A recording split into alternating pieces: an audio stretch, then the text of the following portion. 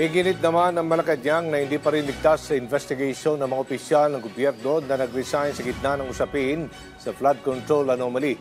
At kaugnay niyan, nilinaw ng palasyo na walang ginagawang internal investigation sa mga kalihim, ngunit performance audit lamang. Nagbabalik si Kenneth Pasyente sa sentro ng balita. Kasunod ng nangyaring balasahan sa ilang miyembro ng gabinete ni Pangulong Ferdinand R. Marcos Jr., nilinaw ng Malacanang na walang internal investigation na isinasagawa. Hindi rin daw lahat ay pinaiimbestigahan. Sa halip, maaaring bahagi lamang ito ng performance audit ng Pangulo. Wala po ang masasabi ng lahat ay under investigation. So, ang maaari lamang pong sinasagawa ng Pangulo yung performance ng bawat kabinete. At yun naman ay usual at regular. Pero kung patungkol po sa mga sinasabi natin maanumalyang flood control projects at wala naman pong nababanggit o nasasabi, parang hindi naman po kailangan mag-imbestiga patungkol dito. Dagdag pa ng Malacanang, hindi ito nangangahulugan na ligtas na ang mga nag-resign na opisyal sa investigasyon hinggil sa korupsyon. Wala pong pwedeng lumagpas. Kung kinakailangan po imbestigahan, private citizen, public official, kung kailangan imbestigahan, dapat imbestigahan. Nitong Lunes, inanunsyo ni Palace Press Officer at Undersecretary Claire Castro na sina dating Executive Secretary Bersamin at Budget Secretary Amina Pangandaman ay nagbitiw sa pwesto dahil sa delikadesa matapos maiugnay ang kanilang mga tanggapan sa umano'y budget insertions na may kinalaman sa mga anomalya sa flood control projects. Layunin umano ng kanilang pag-alis na bigyang daan ng malayang pag-usad ng investigasyon.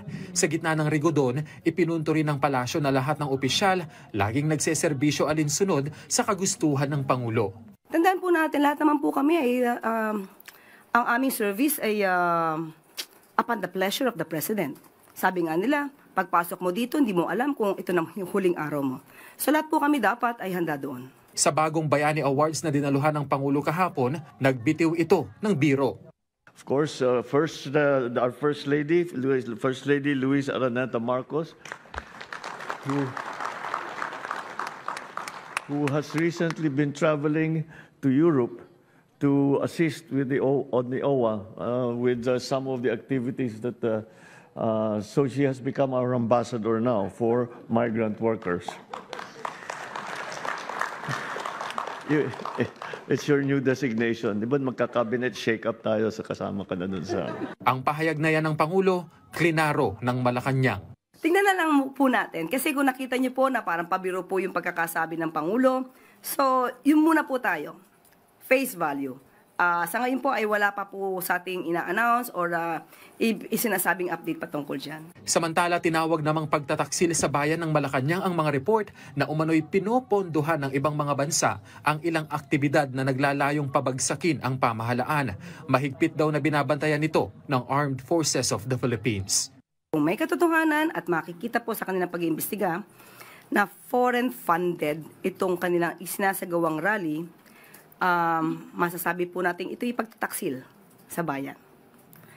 At hindi po nararapat ito na pinanghihimasukan tayo ng ibang bansa.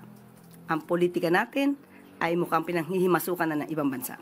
So, hindi po maganda. Kenneth Pasyente, para sa Pambansang TV, sa Bagong Pilipinas.